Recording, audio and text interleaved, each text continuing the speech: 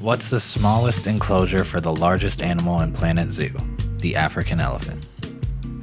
Let's find out. I think we're gonna need to make it bigger.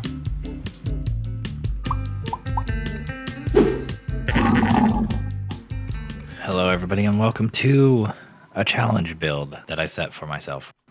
Basically, if you saw my last two videos, I've been doing a lot of work with the kind of making ramps around my habitats to get animals to appear in locations you wouldn't really expect them to.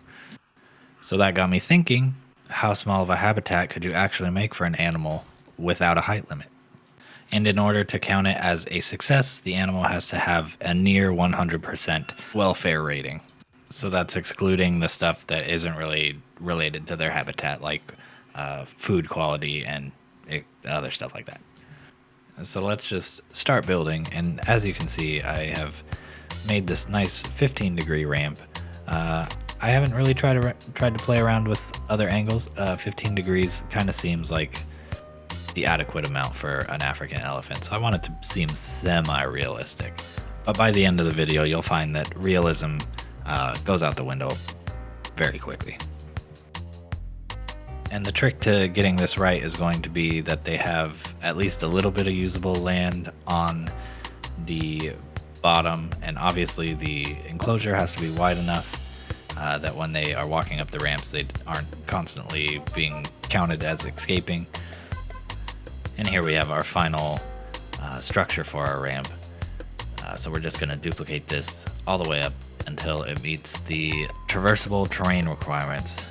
But first we have to set it in our enclosure and make sure that our elephant is able to walk up it,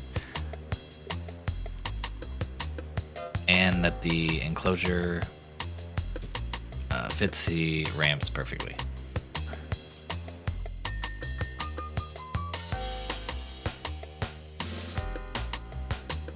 And here you can see that the elephant was able to climb up the ramp, but is now not able to climb up the ramp. So we're gonna have to move that over probably from the barrier. I think that's the problem. We'll find out. And let's test him again to make sure he can go up.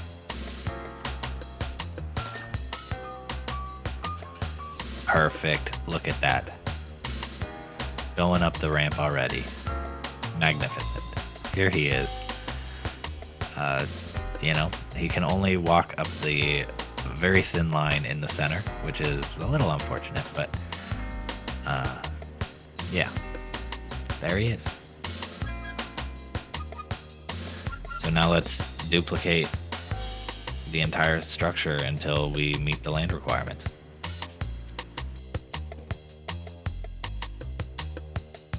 Okay, after some time we have pretty much met our requirements. So you can see over there the space required is now green. We did, however, not incorporate the fact that they need water requirements. So I'm hoping that it'll fit perfectly underneath these ramps, but I feel like it's going to need to be extended out a little bit more. All right, here we are. We have the space filled with water, and as you can see, we are barely even scratching the surface for how much water they need. So we're gonna have to extend the barrier out just a little bit more, and hopefully we can meet that requirement.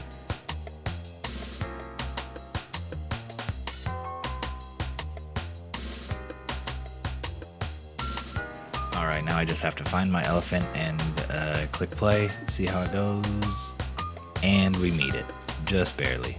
Perfect. Okay, so that's how much water he's gonna need.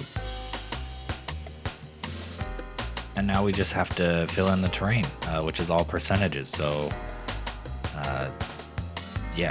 just since there's such a little land amount, a little bit's gonna go a long way with the percentages. So I'm just gonna kind of blob it around until we get green on everything pretty much.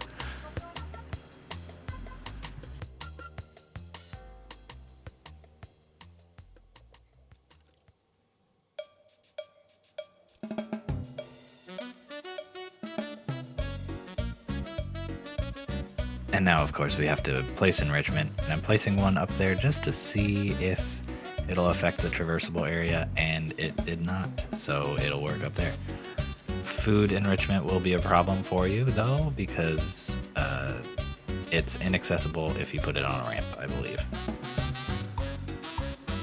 And now I just noticed that our elephant sulking in the corner here will never be happy until he has 2 female friends to hang out with. So we are going to have to adjust this whole habitat so that we can incorporate some friends for our little buddy here. Alright, so here we have Limber.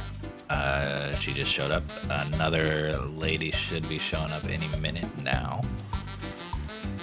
But Hassani looking happier already, so wonderful to see that.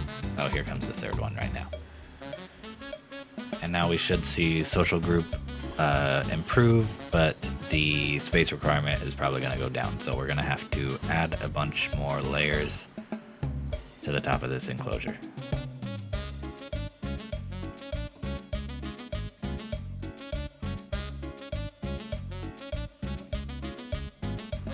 Okay, so now we should see, okay, the space improved, but I forgot about the water. So now we're gonna have to figure out the water situation again.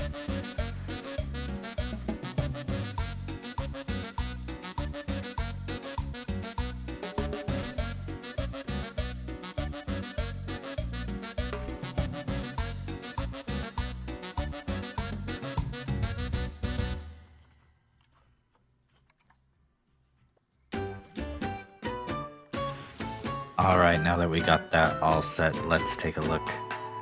And it looks like we meet all the space requirements. We just need to repaint our terrain distribution.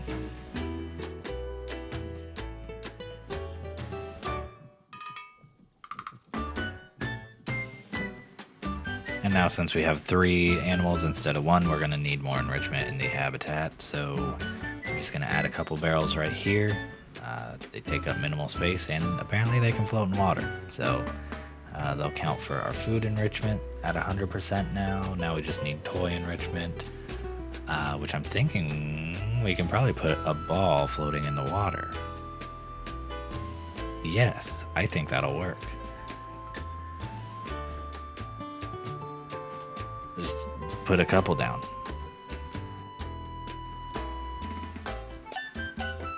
Yeah, that works. Nice. Okay, we'll put a tire. I don't know if tires float, but we'll see, I guess. Wow, everything works in the water. Okay, that's awesome. All right, let's check up on Limber here. Her overall welfare is at 97%. That's near 100%, and I think this is a successful small footprint zoo habitat. What would be the logic of having it look like this? Maybe you want to build a skyscraper with shopping windows, and it looks like the elephants took over. I don't know. Maybe something like that. And what did I learn from this build? I learned that we should have looked at the water first and then built the ramps around that, because it wouldn't have to be as high. But a successful build nonetheless. It is possible to do this. I'm pretty sure this would work in franchise. If you do that, tag me in a post on Instagram at GrizzGoat everywhere. I'll see you later. Goodbye.